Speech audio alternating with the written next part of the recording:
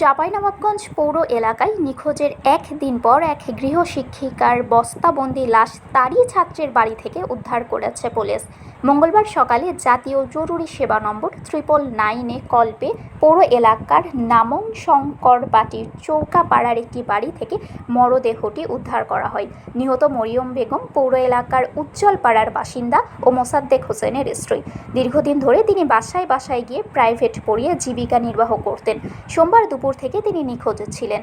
চাঁপাইনবাবগঞ্জের police super Gautam Kumar Biswas জানান, সোমবার সকালে মরিয়ম বেগম চৌকাপাড়ার মোহাম্মদ রুবেল ও সুমি খাতুন দম্পতির বাড়িতে তাদের 2 সন্তানকে পড়াতে যান। এরপর তিনি আর বাড়ি ফেরেননি। রাতে তার ছেলে সদর মডেল থানায় একটি সাধারণ ডায়েরি করেন। তিনি আরও জানান, মঙ্গলবার সকালে 999-এ ফোন করে বাড়িতে লাশ থাকার তথ্য দেন রুবেল নিজেই। পরে পুলিশ গিয়ে ওই বাড়ি থেকে মরিয়ম বেগমের বস্তাবন্দি মরদেহ উদ্ধার করে। মরদেহের মাথা ও ঠোঁটে আঘাতের চিহ্ন ছিল।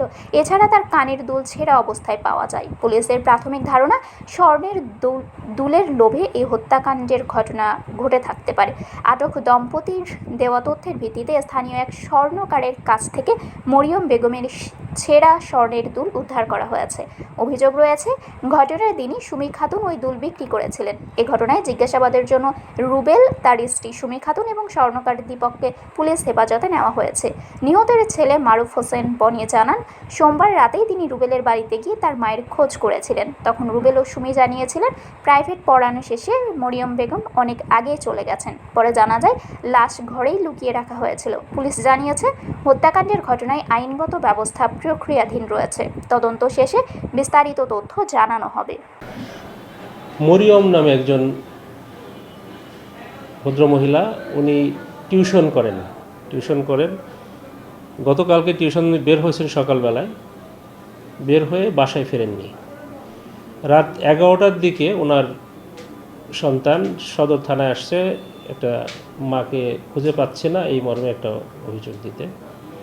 আমরা অভিযোগটা আমলে নিয়ে খোঁজাখুঁজি শুরু করি।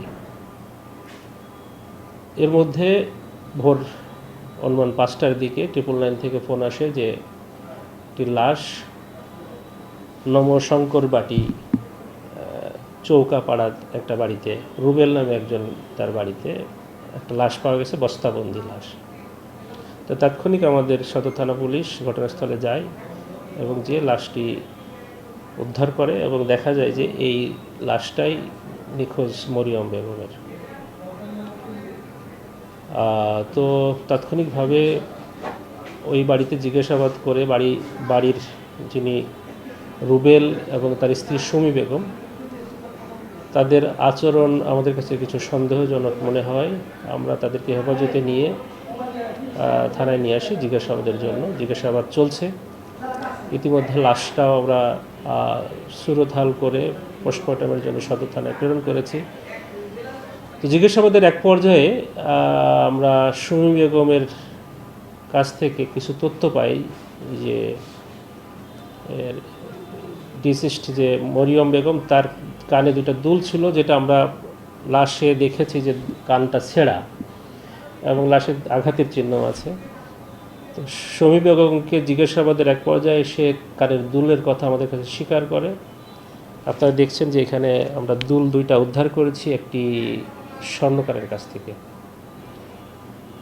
তার ভাষ্যমতে স্বর্ণকারকে আমরা যখন স্বর্ণকারের কাছে যাই, স্বর্ণকার স্বীকার করে যে হ্যাঁ, কালকে বেলা অনুমান 2:30টার দিকে সুমি বেগম এই স্বর্ণের দুল 2টা তার কাছ থেকে দুল 2টা দিয়ে 12,000 টাকার বিনিময়ে দিয়েছে।